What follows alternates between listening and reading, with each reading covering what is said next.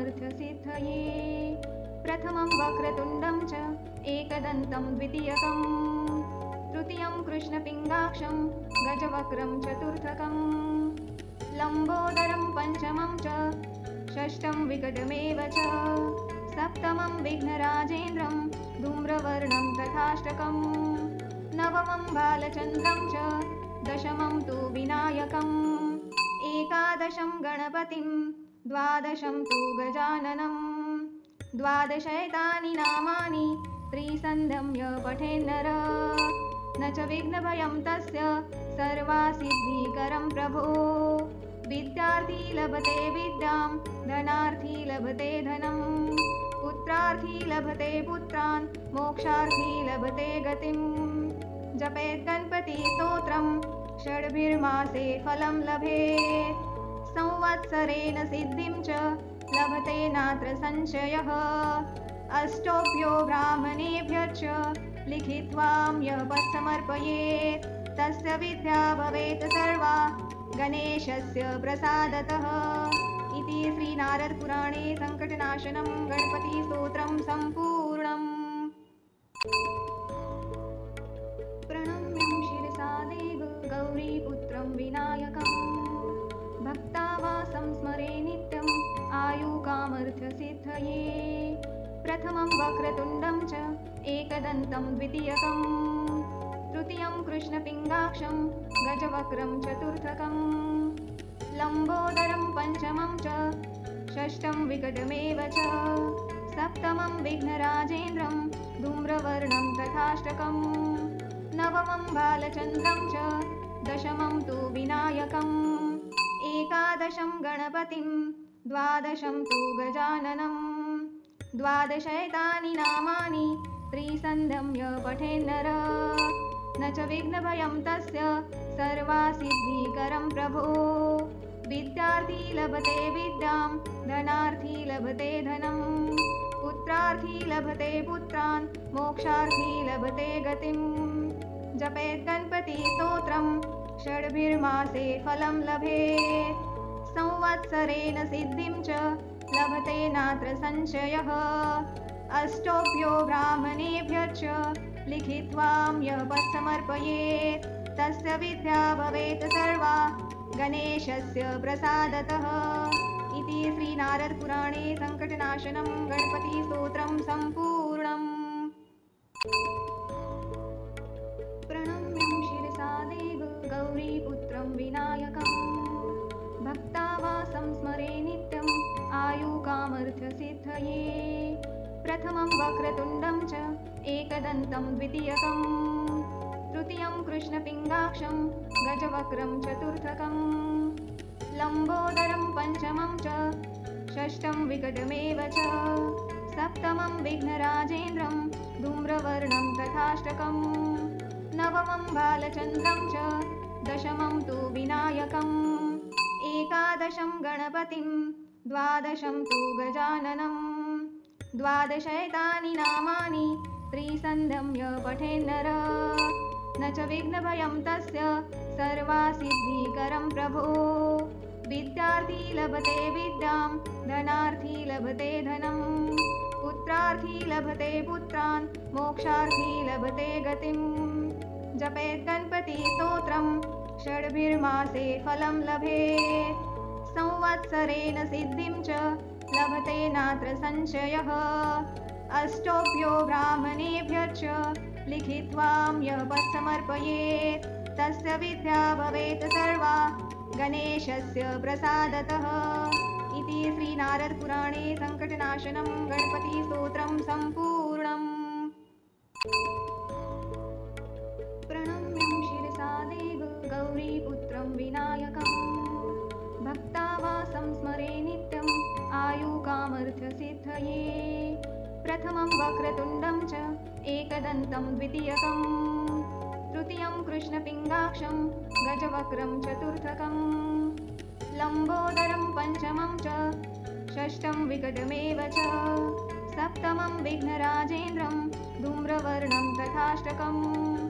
नवमं बालचन्द्रं च दशमं तु विनायकम् एकादशं गणपतिं द्वादशं तु गजाननं द्वादशैतानि नामानि त्रिसन्ध्यं य पठेन्नर न च विघ्नभयं तस्य सर्वासिद्धिकरं प्रभो विद्यार्थी लभते विद्यां धनार्थी लभते धनं पुत्रार्थी लभते पुत्रान् मोक्षार्थी लभते गतिं जपेत् गणपतिस्तोत्रं षड्भिर्मासे फलं लभेत् संवत्सरेण सिद्धिं च लभते नात्र संशयः अष्टोभ्यो ब्राह्मणेभ्यश्च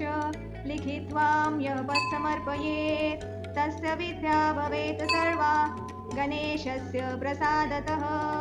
इति श्रीनारदपुराणे सङ्कटनाशनं गणपतिस्तोत्रं सम्पूर्णम्। प्रणम्यं शिरसा देव गौरीपुत्रं विनायकम् भक्तावासं स्मरे नित्यम् आयुकामर्थसिद्धये प्रथमं वक्रतुण्डं च एकदन्तं द्वितीयकं तृतीयं कृष्णपिङ्गाक्षं गजवक्त्रं चतुर्थकं लम्बोदरं पञ्चमं च षष्ठं विकटमेव च सप्तमं विघ्नराजेन्द्रं धूम्रवर्णं तथाष्टकं नवमं बालचन्द्रं च दशमं तु विनायकम् एकादशं गणपतिं द्वादशं तु गजाननं द्वादशैतानि नामानि त्रिसन्ध्यं य पठेन्नर न च विघ्नभयं तस्य सर्वासिद्धिकरं प्रभो विद्यार्थी लभते विद्यां धनार्थी लभते धनं पुत्रार्थी लभते पुत्रान् मोक्षार्थी लभते गतिं जपेत् गणपतिस्तोत्रं षड्भिर्मासे फलं लभेत् संवत्सरेण सिद्धिं च लभते नात्र संशयः अष्टोभ्यो ब्राह्मणेभ्यश्च लिखित्वां यः समर्पयेत् तस्य विद्या भवेत् सर्वा गणेशस्य प्रसादतः इति श्रीनारदपुराणे सङ्कटनाशनं गणपतिस्तोत्रं सम्पूर्णम्। प्रणम्यं शिरसा देव गौरीपुत्रं विनायकम् भक्तावासं स्मरे नित्यम् आयुकामर्थसिद्धये प्रथमं वक्रतुण्डं च एकदन्तं द्वितीयकं तृतीयं कृष्णपिङ्गाक्षं गजवक्त्रं चतुर्थकं लम्बोदरं पञ्चमं च षष्ठं विकटमेव च सप्तमं विघ्नराजेन्द्रं धूम्रवर्णं तथाष्टकं नवमं बालचन्द्रं च दशमं तु विनायकम् एकादशं गणपतिं द्वादशं तु गजाननं द्वादशैतानि नामानि त्रिसन्ध्यं य पठेन्नर न च विघ्नभयं तस्य सर्वासिद्धिकरं प्रभो विद्यार्थी लभते विद्यां धनार्थी लभते धनं पुत्रार्थी लभते पुत्रान् मोक्षार्थी लभते गतिं जपेत् गणपतिस्तोत्रं षड्भिर्मासे फलं लभेत् संवत्सरेण सिद्धिं च लभते नात्र संशयः अष्टोभ्यो ब्राह्मणेभ्यश्च लिखित्वां यः समर्पयेत् तस्य विद्या भवेत् सर्वा गणेशस्य प्रसादतः इति श्रीनारदपुराणे सङ्कटनाशनं गणपतिस्तोत्रं सम्पूर्णम्। प्रणम्यं शिरसा देव गौरीपुत्रं विनायकम् भक्तावासं स्मरे नित्यम् आयुकामर्थसिद्धये प्रथमं वक्रतुण्डं च एकदन्तं द्वितीयकं तृतीयं कृष्णपिङ्गाक्षं गजवक्त्रं चतुर्थकं लम्बोदरं पञ्चमं च षष्ठं विकटमेव च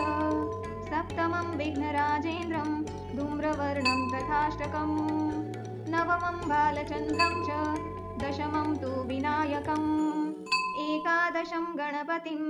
द्वादशं तु गजाननं द्वादशैतानि नामानि त्रिसन्ध्यं य पठेन्नर न च विघ्नभयं तस्य सर्वासिद्धिकरं प्रभो विद्यार्थी लभते विद्यां धनार्थी लभते धनं पुत्रार्थी लभते पुत्रान् मोक्षार्थी लभते गतिं जपेत् गणपतिस्तोत्रं षड्भिर्मासे फलं लभेत्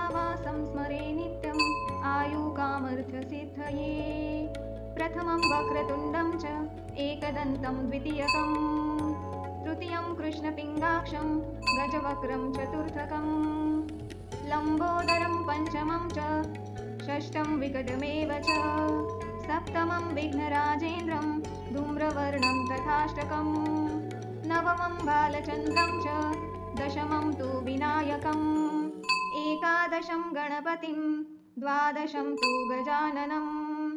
द्वादशैतानि नामानि त्रिसन्ध्यं पठेन्नर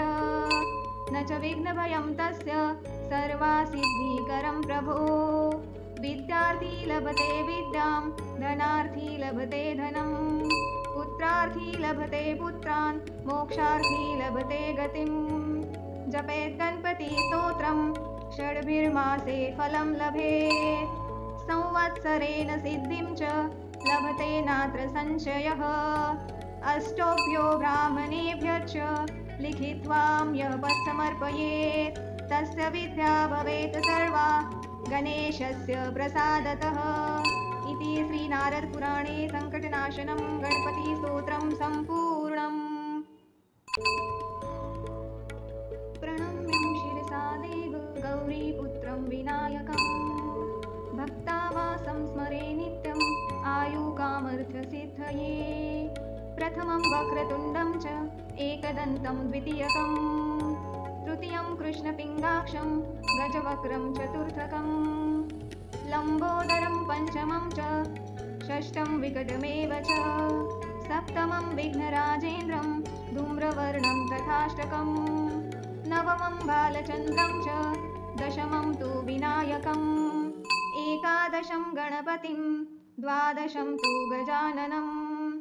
द्वादशैतानि नामानि त्रिसन्ध्यं य पठेन्नर, न च विघ्नभयं तस्य सर्वासिद्धिकरं प्रभो।